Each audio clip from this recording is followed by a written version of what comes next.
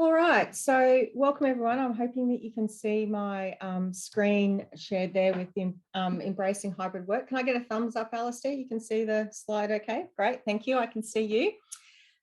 So welcome everyone to our session today on embracing hybrid work. My name's Linda Griffiths-Brown. I'm the Managing Director at Total HRM and really interested to talk to you today about this concept of hybrid work. So when we talk about hybrid work, what do we mean by that? And what I'll do is get people to jump into your chat boxes, chat there, and if you can put in what you think we mean when we're talking about hybrid work.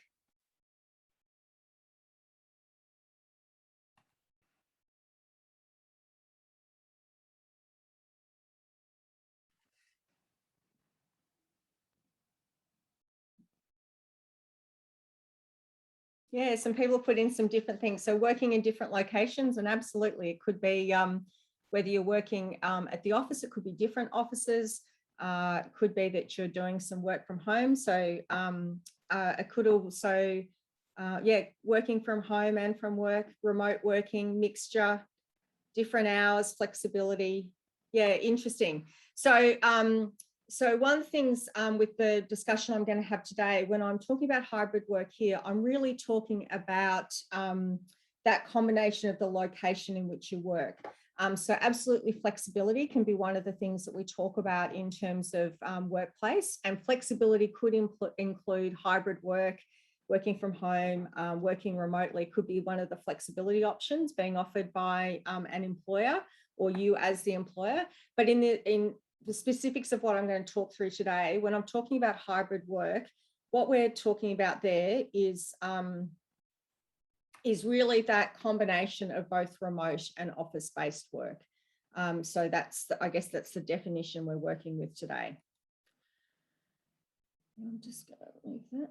So, you know, there's been quite a bit of work done in the last 18 months or so talking about this notion of remote-based work and what some of the advantages have been. So one of the this has been a real acceleration of this concept around remote work, so working remotely from the office. And while there had been moves down that path, what was expected to take until say 2030 to come into vogue really came in place in an absolute hurry last year with COVID-19. So that really accelerated the concept of remote work. And there's been a lot of studies that are being done now based on that remote work experience and some of the benefits and also disadvantages that have been seen around working remotely. So when we talk about some of the advantages, people have seen things around the flexibility that it's offered them.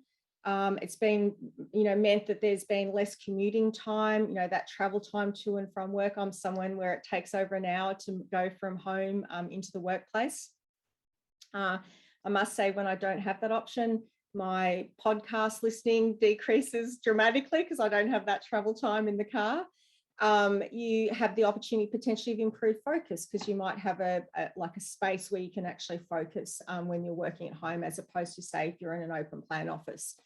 Some of the disadvantages that people have reported working remotely has been that there's the potential for less collaboration, and particularly around that kind of spontaneous collaboration where you might be working on something, you get up, you know, go and have a chat to someone, you might, you know, move off into a meeting room, and those kind of spontaneous conversations that can occur, and also the collaboration that it can occur when you're in the workplace and seeing people face to face. Using tools like Teams and things like that, people are looking to use to overcome that. But there is some evidence suggesting you can have the potential around less collaboration, less innovation occurring when people are working remotely. One of the other challenges can be around the lack of boundaries around work and home. So when we've got that tendency to just go and get that one, you know, more email done, there's been some data suggesting that people are actually working longer hours. So while they don't have the commute time, they're actually, you know, using that time, and they may not normally get home, say, until 6 o'clock at night. They're actually working through to 6 rather than having that commute time. That in itself creates its own challenges. That ability to, say, decompress when you've left the office, you had that commute time home, you're possibly using that to help decompress before you walked back into the home. And we no longer have that. There's also less interactions occurring. So the interactions that we're having, we're seeing those increases in things like email and written communication.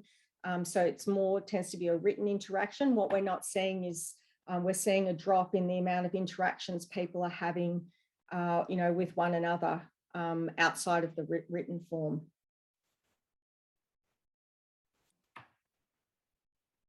So I guess the challenge we all have now as organisations, employees, leaders in our businesses is really the decision point we're at, and that model of having team members work remotely was often a road less travelled for a lot of organisation, and there was a real tendency to want to have people in the workplace.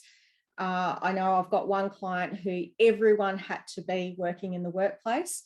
COVID-19 came about, and their view was the jobs had to be done in person in the office. And what they've actually seen is they've actually had some of their employees start working remotely, continue to work remotely, and it's been, for those employees, a really good outcome for both them and the organisation. But organisations are now at that decision point, and we saw this partly earlier in the year when we're able to start going back into the office. As we move into 2022, we'll be able to see a lot more of that, and that reduction in the things like the stay-at-home orders we're all hoping drop off for 2022. And so part of the challenge now for organisations and businesses is understanding, well, what are you going to do as an organisation or a business? Are you going to allow remote work to continue? Are you going to require everyone to come back to the office, to the workplace? Or are you going to actually have a hybrid of the two? And I guess what we would encourage people to do, and organisations, businesses to do, is to make conscious decisions about that, rather than necessarily letting it to be a sort of a laissez-faire, people can do what they want. We would suggest that it's important to actually have some structure around that, so that it's most successful for both employees and for business owners and organisational leaders. What we're seeing at the moment is there's also a real demand that's occurring around people wanting to have flexibility around the way they work, and they're wanting hybrid work arrangements. We're seeing a real tightening at the moment in the recruitment market. Anyone who's been recruiting knows how tough it can be at the moment to actually find good quality people to come and work in your organisation. One of the big things we're always working on with our clients is actually asking that question: is there an ability to do these hybrid working arrangements? More and more we're seeing candidates wanting that as an option, and there'll be some kind of midpoint there where the organisation's offering hybrid work and the employees who are looking for hybrid work, they're going to end up finding one another. And so it's actually, as an organisation, important that you make a choice as to whether or not there are some roles, might be all roles, no roles, that you're going to offer hybrid working arrangements for, and making that conscious decision, because it has implications in terms of how you're placed in terms of the marketplace, in terms of recruiting for new employees. So there'll be an equilibrium we reach there. I mean, we are seeing people now, I've met people locally who've actually relocated up to this part of the world, who are still working for their employees in, say, Melbourne or Sydney, and are now have an arrangement where they're doing that job remotely. And then it could be that, say, once a month, for example, they're expected to go back to Melbourne or Sydney, spend a week back in the office, but for the other 3 weeks of the month, they're able to work remotely. So that's, another example of those hybrid working relationships that are occurring. So really important you make decisions around what you're going to offer in your organisation. In terms of the types of remote workers that we have, so work's been done on this by Kirsty Woolsey, who's in the Boston Consulting Group, looking at the different types of remote workers. And this is really looking at what percentage of work you can do remotely. Really starts with the anchored operator. And the anchored operator is someone who can do between 0 and 20% of their work remotely. So the type of people we're talking about here is those that need to be physically present to do their job. So that might be that you work on a manufacturing line. It might be that you're a truck driver, and so you physically need to get into your truck, your office, to be able to work. It might be someone who's, a scientist that works in a laboratory and needs to perform those experiments in person. It could be a process technician who works at a wastewater treatment plant. So they're people who need to physically be in the workplace. So their ability to work remotely is somewhere between 0 and 20%. We then have another group of employees where, we call them the creative collaborators. So there's someone who takes on new work, looks to develop initiatives. So this could be someone like, a marketing person and comms people who are developing a new campaign. So they're looking to create ideas, work collaboratively with their teammates. And so there's a level there of collaboration that occurs in person, those kind of brainstorming, those kind of ideas. And so they're people who would, can work maybe 20 to 50% of the time they're looking to work remotely. We then have the focus contributor. So they're between 50 to 80% of the time, maybe their work can be done remotely. So there's someone whose primary work focus is that them as an individual. So an example of that might be, say, bookkeepers or accountants who at month end, for example, it's really just focusing in on the computer, getting all of the transactions undertaken. And that's work that they're doing. And so that may be an instance where they might work one week a month where it's very much from home. They get that that focus on the work that they're undertaking, and then it might be for the other 3 weeks of the month that they're actually spending some of the time in the office. But it's really understanding that they're people who a lot of their work is individual contributor work, and so therefore lends itself to being a role that someone could do remotely. And last but not least is the category of a pattern specialist. So this is someone who can do 80 to 100% of their work remotely. And these are people who follow a really defined pattern, very regular process. So an example of that might be a call center operator. So someone who has a script to follow, they're not required to do any process improvement or anything like that. And there's a really clear pattern that is followed for them to be able to deliver and undertake their role. So one of the things to think about with your organisation, with your team, with your people, and even for yourself is to think about, well, what of those categories might I fit in? And that could then start to lead you to understand what sort of hybrid working arrangements may be able to put in place. It may be that you're actually an anchored operator and you need to come to work like literally every day that you work, or maybe you're someone who for part of the time, I'm an accountant, I can spend part of my time working remotely. So it's really important to understand where you are in that categories, and not every person in a workplace or an organisation is going to fit into the same category. Quite often we have a range of roles that exist within an organisation. So if you are having people working remotely, what are some of the things that we've seen, that these remote employees need?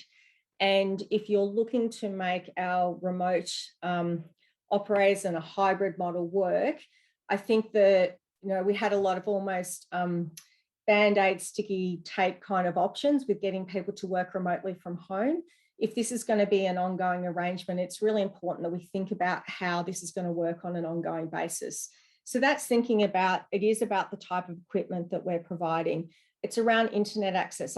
One of my team members who's on the call today, I know has upgraded their internet. They've put Starlink in place because the internet access that they had before just was inadequate for them to be able to undertake their work, and particularly to be on Teams and collaborate, that kind of thing. Another one is around mobile phone coverage. I live in an area where it's a bit dodgy, depending on whether you're on 4G or 3G. So actually being able to have access to your phone and is that actually something that's feasible in terms of where someone's working from? Another one is around what boundaries to put in place between work and someone's home life. And the key thing there is then around the investment that you're going to put in place for some of those things to occur. And so is that where you provide a sum of money and people get to buy the equipment that they want, or is that something that's actually managed by the organisation you purchase and provide out to employees? So it's really important that as part of developing a hybrid work plan that you actually have these things articulated and defined for your organisation. If you're an individual who's looking to continue to work remotely, or moving forward, you're going to be working remotely, think about the things like having a dedicated workspace for you to work from. Every day when I'm working from home, I literally still get up and get dressed as if I was going into the office. So I still, I'm actually still clad appropriately from head to toe. And so part of that is actually making that conscious decision. I'm actually going into work now. It's also then about being able to leave that home office behind and actually have that downtime when I'm at home as well. Think about having structure around your schedule. So, put in your breaks into your schedule, having that time to go out and go for a walk or to get exercise, those kind of things, having your lunch break, that kind of thing. Having the time that's dedicated for you to be able to get the focus time as well. Is there a period of time in the day where as a team you won't have meetings? So that allows you to do that individual work focus time as well. We're seeing it's up to some of the reports are saying it's up to a 2-fold increase in the amount of emails that we're now receiving with people working remotely.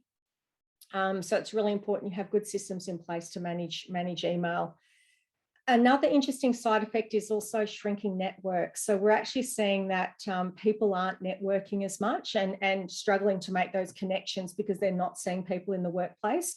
So it's really important as an individual, you think about your networks. And if you are spending some of your time moving forward in a hybrid environment, thinking about how you're going to maintain your networks and your connections with people. And last but not least, as an individual, please ensure you communicate. If you're heading out at 3 o'clock to do something with the kids for 2 hours, that might be fine, but just make sure your manager knows about it. So it's really, and as a manager, you're doing the same with your team members as well. So it's really important to keep that communication up. As leaders, what do we need to think about? If you're doing a team meeting and you've got some people in the office and some people at home, really think about having every single person on a computer. It's really hard when you're at home and there might be 3 people on the call that are at home, and then you have 5 people in the office. All you can see is these 5 little blobs on the screen. You can't hear half of what's being said in terms of the discussions that are occurring. So think about if you have a hybrid team, think about every single person actually being in front of a computer and actually having every single person that's part of that meeting having equal access into that meeting. Think about with those hybrid work environments, what we're seeing is the risk that your meeting time blows out and also people are getting fatigued, literally about the amount of time they're spending on digital devices. So think about cutting your meetings in half. Actually reduce the duration of your meetings, make them short and sharp.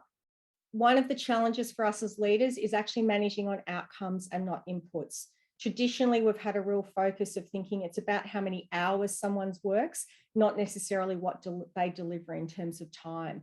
So thinking about shifting that focus to, I'm going to manage on, have they delivered on, securing $200,000 worth of work, or is my focus, did they do 8 hours of work today? So really thinking of shifting that focus to outcomes and not inputs. Another important thing is to trust your people, is to trust that they're doing the right thing. Verify, but have that trust in people. There's some tendency now to do things like put in spyware, where you're actually tracking every movement, making sure that people are actually working the whole time that they say they are. What's also being sold now is actually apps that you can put on where it sends a signal that your mouse is being moved regularly. And yes, you are typing and interacting with your computer, even if you're not. Now, when we're in a scenario that the employer is spying and the employee is actually putting software in place to look like they're working if they're not, I think we've had a real breakdown in trust in the workplace. And that's a really sad place for us to get to.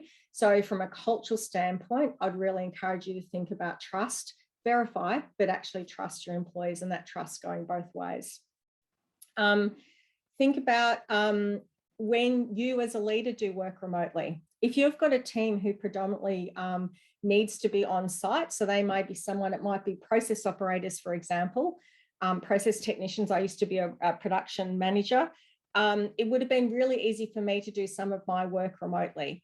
The question is, should I? So if I'm a leader and I'm expecting my team members to be on site and be required to be in the office or out at the work site or at the production plant, should you as a leader be always working remotely, or should you actually be on site as well in terms of part of that thing about leading by example? So think about that as a leader.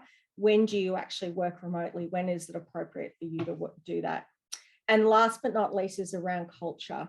So it can be more difficult to manage culture in a hybrid work environment. So really think about the things that you're going to put in place to manage your culture with a hybrid work team. Really encourage you, if you're going to put hybrid work in place, is please ensure you put some really strong protocols around that. Think about, if you're hiring someone new, how far from the office can someone live? Is it okay for someone to live 3 hours away from the office? Are they expected to come into the office on, say, short notice? What are some of the expectations around that? What are you going to do to actually manage what could potentially be division between, I'll call it blue collar, white collar, in terms of people who are required to be in the workplace and maybe those who aren't, who have seem to have greater flexibility, greater level of ability to work remotely than those that not. How do you actually ensure that you don't create those divisions amongst your team? The other one is to think about your recruitment strategy. That provides you with some real opportunities. There's also some impacts. If you've got a role where you're saying, we actually want you to work remotely, and that's going to occur, say, 4 days out of 5, and you hire someone who's that stereotypical social butterfly who loves to be around people, they get all of their energy around people. Are they actually the right fit for a role that might be 80 to 100% of remote work? So really think about that in terms of when you're hiring people. It's another factor now we need to think about in terms of fit, and fit for the role and fit for the organisation. To finish up here, I really just want to say we're not going back to pre-March 2020. It's almost like the genie's out of the bag now. We know that we can work remotely. So this model now of actually looking to have a balance between office work and remote work, we're not going back to the past. So really thinking about embracing it and what this means for you and your organisation.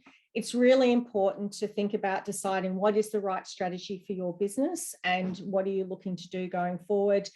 And if you're going to go to a hybrid model, then I would encourage you to deliberately put in place a hybrid strategy. So actually have a plan about it, document it, consult with people, talk through it, and that then sets you up for success in terms of having a successful workforce going forward.